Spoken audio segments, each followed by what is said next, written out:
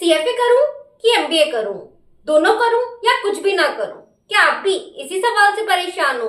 तो गाइस आज हम इसी चीज पे डिस्कस करेंगे कि आपको कब कौन सी चीज करनी चाहिए, क्यों करनी चाहिए, और इसमें हम ये भी जानेंगे कि मैं आगे क्या करने का सोच रही हूँ। So guys without ado let's get into the video. पूरी वीडियो जरूर देखना क्योंकि वीडियो बहुत वैल्यूएबल होने वाली है। तो चलो शुरू करते हैं। तो आज ना हम बेसिकली दो मेन पॉइंट पे बात करेंगे, एमबीए आफ्टर सीएफए या फिर एमबीए वर्सेस सीएफए, क्या आपके लिए सही रहेगा। तो इस वाली चीज को ना थोड़ा समझने की कोशिश करते हैं, थोड़े सिनेरियोज देखते हैं and let's find out. Guys मुझे ऐसा लगता था कि यार मैं एमबीए करूं, एमबीए इन फाइनेंस या फिर सीएफए करूं, मोर और लेस मेरी जॉब्स तो सेम ही लगने वाली है, तो क्या फर्क पड़ता है कि मैं कुछ भी करूं। मैं इस गलतफहमी में जी रही थी। सो बिलीव मी, अगर आप इस वीडियो पे आ गए हो ना तो आपके आज सारे डाउट्स क्लियर हो जाएंगे। ठीक है, तो अब आपको ये वाला कंफ्यूजन आएगा ही नहीं, एमबीए मेरे लिए सही है, सीएफए मेरे लिए सही है, तो आप एकदम राइट वीडियो पे हो। तो चलो गाइस शुरू करते हैं। तो सबसे पहले डिस्कस करते हैं एमबीए आफ्टर सीएफए। क्या सीएफए करने के बाद आपको एमबीए करना चाहिए, जरूरत है कि नहीं है? तो गाइस इसको समझने के लिए ना आपको दो सिनेरियो समझने पड़ेंगे। सबसे पहले मैं बिलीव करती हूँ कि आपको एमबीए एक अच्छे खासे एक्सपीरियंस लेने के बाद करना चाहिए, उसकी ज्यादा वैल्यू ऐड होती है। और आपको हमेशा ऑफलाइन एमबीए करने के बारे में सोचना चाहिए रादर देन ऑनलाइन। ठीक है, कहने का मतलब डिस्टेंस कोर्स से नहीं, आपको प्रॉपरली एक इंस्टीट्यूट में जाके करने का सोचना चाहिए एमबीए। ठीक है, अब मैं आपको इसका रीजन देती हूँ। मैं अपनी एक फ्रेंड को जानती हूँ जिसने एक इंटरनेशनली बहुत अच्छे कॉलेज से एमबीए किया था, पर उसका ऑफलाइन एमबीए था, कहने का मतलब डिस्टेंस वाला। अब उसमें उसको दिक्कत क्या हुई ना, जब वो प्लेसमेंट्स के लिए बैठी, ठीक है, तो जब उसने जॉब स्विच के लिए देखा तो उसको रियलाइज हुआ कि उसका एमबीए का एक्सपीरियंस काउंट ही नहीं किया जा रहा है। जो रिक्रूटर था उसने मुंह पे बोल दिया कि आपने ये वाली चीज जाके इंस्टीट्यूट में नहीं पढ़ी है, इंटरनेशनल इंस्टीट्यूट में जिससे भी आपने पढ़ाई किया, हम इसको कंसिडर नहीं कर सकते एज एन एमबीए। तो यार जब आपने एमबीए किया है लेकिन आपको उसकी वैल्यू नहीं मिल रही तो उसकी क्या वैल्यू है, समझ रहे हो?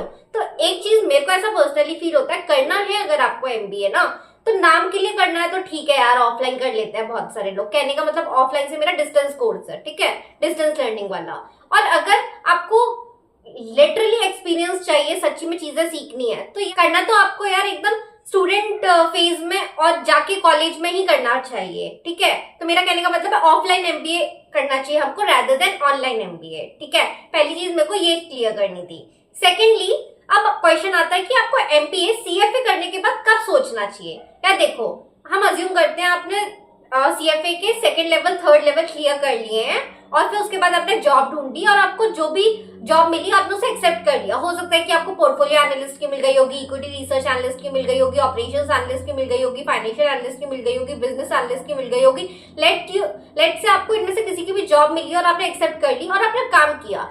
फिर यार 2-3 साल बाद यू फील की यार मैं काम तो कर रहा हूँ बट एक ग्रोथ स्टैग्नेंट हो गई है, मैं आगे नहीं बढ़ पा रहा हूँ। कहने का मतलब ठीक है मैं इतने सालों से काम कर रहा हूँ, थोड़ी बहुत सैलरी बढ़ गई, ये हो गया वो हो गया, पर यार जिस लेवल की ग्रोथ मैं चाह रहा हूँ मुझे वो नहीं मिल रही है, और जिस चीज में मैं हूं ना फिलहाल उसमें तो मुझे इंटरेस्ट ही नहीं आ रहा, मेरे को तो कुछ और करना है। अगर ऐसा कुछ भी सिनेरियो होता है ना तो आपको एमबीए करने के बारे में जरूर सोचना चाहिए। लेकिन अब मैं आगे बढ़ूं उससे पहले आपका एक और मिसकॉन्सेप्शन दूर कर देती हूँ कि यार सीएफए भी जो होता है ना वो एक तरह का पोस्ट ग्रेजुएशन ही होता है। ठीक है, तो पहली बात आपको बैचलर्स डिग्री जैसे अभी तो 12th के बाद भी कर सकते हो आप, लेकिन आपको थर्ड लेवल आपकी ग्रेजुएशन के बाद ही लिखने दिया जाता है अभी भी फिलहाल, राइट? तो ये वाली चीज रह जाती है। कहने का मतलब यार जब आपकी बैचलर डिग्री खत्म हो जाती है ना तभी सीएफए आपका पोस्ट ग्रेजुएशन की तरह वर्क करता है। ठीक है, तो एक तरह का सीएफए आपका पोस्ट ग्रेजुएशन प्रोग्राम है और सिमिलरली आपका पोस्ट ग्रेजुएशन प्रोग्राम होता है एमबीए। मोर और लेस बोथ आर सेम। तो एक मेजर डिफरेंस ये रहता है कि सीएफए आपने डिस्टेंस कोर्स किया है लेकिन वो वाला आप दोनों वेज में कर सकते हो एमबीए। ठीक है, तो गाइज अभी मैंने आपको जैसे बताया, अगर आपको लगता है आपकी ग्रोथ स्टैग्नेंट हो गई है at one point in time और अगर आपको कुछ और डिफरेंट ट्राई करना है या फिर आपको उस लेवल की अपॉर्चुनिटीज नहीं मिल रही है जैसे कि आप चाह रहे थे, तो आप श्योरली एमबीए के बारे में सोच सकते हो। गाइज मेरा पर्सपेक्टिव एमबीए को लेके कि आपको डिस्टेंस वाला नहीं करना चाहिए, आपको ऑफलाइन इंस्टीट्यूट में जाके स्टूडेंट की तरह पढ़ के वो वाला चीज करना चाहिए। अगर आपको ये वाली चीज सही लगती है तो मुझे बताना, और अगर आपको लगता है कि यार ऐसा नहीं है, आपको डिस्टेंस कोर्सेज करने के बाद भी बहुत अच्छी अपॉर्चुनिटीज मिल जाती है, तो भी गाइस आप कमेंट डाउन कीजिएगा सो दैट ये वाला मिथ दूर होगा। तो गाइस एक और सेकंड सिनेरियो आता है जब आपको कंसिडर करना चाहिए कि आपको एमबीए करना चाहिए। अब ये वाला सिनेरियो पता है कब आता है? ये वाला सिनेरियो आपका तब आएगा जब आपको पता चलेगा कि यार आपको ना अदर रोल्स में इंटरेस्ट है। कहने का मतलब अभी आप as an junior analyst work कर रहे हो, let's say equity research analyst के अंदर, लेकिन अब आपने रियलाइज किया कि यार मेरे को ये वाला चीज तो ठीक है पर मेरे को मैनेजमेंट रोल सेम करने हैं। मैं चाहता हूँ कि मैं आगे जाके एक कंपनी का सीएफओ या फिर ऐसी चीजें लीड करूं, तो आपको मैनेजमेंट आना बहुत ज्यादा जरूरी हो जाता है, ठीक है। और प्लस अगर आपको प्राइवेट इक्विटी हो गया या फिर वेंचर कैपिटल हो गया, ठीक है, तो अगर आप ऐसे वाले रोल्स के लिए अगर ट्राई कर रहे हो, क्योंकि यार ये वाले रोल्स ना मोस्टली कंपनीज कॉलेजेस के अंदर जाके हायर कर लेते हैं स्टूडेंट्स को, ठीक है, तो ये वाली एक चीज रहती है। प्लस एज अ फ्रेशर या फिर एज अ सीएफए करने के बाद भी इन टाइप की अपॉर्चुनिटीज में गेट इन करना थोड़ा नहीं काफी मुश्किल हो जाता है, तो यार ये वाली चीज रह जाती है। इसीलिए ऐसे वाले सिनेरियोज में अगर आपका इंटरेस्ट बन रहा है तो आपको एमबीए जरूर कंसिडर करना चाहिए। और गाइस बहुत बार देखा गया है कि यार आपकी जॉब आपने ली फाइनेंस इंडस्ट्री के अंदर, इक्विटी रिसर्च एनालिस्ट मिल गया लेट से, लेकिन आपने फाइनली रियलाइज किया यार इक्विटी रिसर्च एनालिस्ट तो मुझे करना ही नहीं है, मेरे को नहीं हो रहा, मुझे ये वाली चीज में इंटरेस्ट ही नहीं आ रहा। यार ये वाली चीज स्टार्टिंग में जब हम शुरू करते हैं कोई भी चीज, हमें इतना ज्यादा आइडिया नहीं लगता है, ठीक है, हमको बहुत सारी चीजें इन डेप्थ नहीं समझ में आती है कि एग्जैक्टली हम काम क्या करने वाले हैं, ठीक है, ऊपर से आइडिया रहता है हम ये करेंगे, बट विद टाइम आपकी रियलाइजेशन चेंज होते रहती है और हो सकता है कि आपको रियलाइज हो यार मेरे को फाइनेंस के अंदर इतना इंटरेस्ट नहीं आ रहा व्हेन कंपेयर टू मेरे को जो दूसरी चीजों में आ रहा है, लेट्स से आपको मैनेजमेंट कंसल्टिंग के अंदर ज्यादा इंटरेस्ट आ रहा है, तो यार उस पॉइंट इन टाइम पे आपको सीएफए आपका इतना हेल्प नहीं करने वाला, क्योंकि वो तो IP roles, equity research analyst, portfolio ऐसे वाले प्रोफाइल्स में एंटर करने के लिए हेल्प करता है ज्यादा। तो ऐसे सिचुएशन में आपके लिए ऑब्वियसली बेस्ट सिनेरियो होगा कि आप एमबीए कंसिडर करो, क्योंकि उस टाइम पे आपको ये वाली अपॉर्चुनिटीज मिलेंगी। एमबीए करने के बाद ना मतलब आप ओपन अप हो जाते हो बहुत सारे रोल्स के लिए, ठीक है, जैसे आप उसमें कंसल्टिंग के बारे में सीखोगे तो ऑब्वियसली आप जॉब भी अपनी उस साइड शिफ्ट कर सकते हो। तो यार ये वाली चीज रह जाती है आपको कब एमबीए कंसिडर करना चाहिए। सो इन शॉर्ट अगर मैं आपको बहुत ज्यादा अच्छे से कन्विंस कर सकूं ना तो दो चीजें रहती है। यार सीएफए आपको बहुत ज्यादा टेक्निकल स्किल्स की तरफ प्रिपेयर करता है, लेकिन अगर आप एमबीए की बात करो तो बहुत ज्यादा आपको मैनेजमेंट स्किल्स की तरफ प्रिपेयर करता है।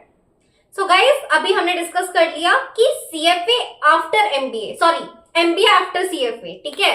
तो चलो गाइस अब second segment of the video पे डिस्कस करते हैं सीएफए वर्सेस एमबीए। आपको सीएफए करना चाहिए कि एमबीए करना चाहिए। अभी हमने जो भी चीजें डिस्कस की ये तो फैक्टर्स हैं, लेकिन इसके अलावा भी थोड़े और फैक्टर्स है वो भी डिस्कस कर लेते हैं। तो सबसे पहला पॉइंट आता है इसमें यार गेटिंग अ जॉब। कहने का मतलब सीधी सीधी बात ये है कि यार अगर आप एमबीए करते हो तो उधर ना आपको प्लेसमेंट अपॉर्चुनिटीज मिलती हैं, लेकिन अगर आप सीएफए करते हो तो आपको प्लेसमेंट अपॉर्चुनिटीज नहीं मिलती हैं। तो आपको सीएफए कर रहे हो अगर आप, तो आपको खुद से अपनी जॉब लगवानी पड़ेगी, आपको अपने नेटवर्क्स बनाने पड़ेंगे, आपको जिस रोल के लिए जाना है आपको अपने बिल्डअप करने पड़ेंगे कॉन्टैक्ट्स, और कैसे भी करके जॉब लेनी पड़ेगी। But on the other hand अगर आप एमबीए कर रहे हो तो यार ऑनलाइन प्लेसमेंट्स होते हैं वहां पे, राइट। तो आप लोग प्लेसमेंट्स में बैठ के आराम से अपना जॉब ट्रैक कर सकते हो, क्योंकि आपको सिर्फ उधर इंटरव्यू की टेंशन लेने की जरूरत है, इंटरव्यू कैसे क्रैक करना है। लेकिन उधर आपको इस चीज की टेंशन नहीं है कि यार मेरे को रेफर कर दे कोई, यार मेरे को कॉन्टैक्ट्स बना के किसी से करवाना है, ये सब चीजों की टेंशन थोड़ी कम हो जाती है, क्योंकि हर एक कॉलेज में प्लेसमेंट्स तो होते ही होते हैं। तो आपको अगर आपने एक बार कर दिया ब्रेक इन, क्योंकि अगर आपने ट्रैक कर दिया एक बार तो जॉब इज ऑल योर्स, तो ये वाली चीज का फायदा रह जाता है गाइस। तो आपको ये वाली चीज देखनी पड़ेगी कि आप किस चीज में कंफर्टेबल हो। अगर आपका बहुत ज्यादा स्ट्रॉन्ग नेटवर्क है, ऑलरेडी आप लिंक्डइन पे बहुत एक्टिव हो, आपके बहुत अच्छे जानने वाले हैं, आपको रेफरल्स इजीली मिल जाएंगे, तो ऑब्वियसली सीएफए भी करके भी आपको कोई प्रॉब्लम नहीं होगी, ठीक है। लेकिन अगर आपको लगता है कि यार ये सब थोड़ी दिक्कत है तो ऑब्वियसली आप एमबीए को कंसिडर कर सकते हो इन दैट सिनेरियो। तो सेकंड पॉइंट आता है हम लोगों का जो आपको कंसिडर करना चाहिए कि जॉब टाइप, आप किस टाइप की जॉब में इंटरेस्टेड हो। तो गाइस जैसे कि अभी हमने पहले भी डिस्कस किया था कि यार आप जॉब टाइप, कहने का मतलब अगर आप मैनेजमेंट कंसल्टिंग, लीडरशिप रोल्स या फिर ऐसे टाइप की चीजें एम कर रहे हो तो obviously MBA is your good to go. लेकिन अगर आप टेक्निकल स्किल्स वाले चीजें हो गए जैसे equity research analyst, portfolio manager, ऐसी टाइप की प्रोफाइल्स को एम कर रहे हो स्पेसिफिक टू फाइनेंस, तो आपके लिए सीएफए बहुत ज्यादा हेल्पफुल रहेगा, ठीक है। अब when I talk to you about all this, यार इन सबके साथ आपके लिए कम्युनिकेशन स्किल्स और ये सॉफ्ट स्किल्स तो बहुत ज्यादा इंपॉर्टेंट है दोनों के अंदर ही।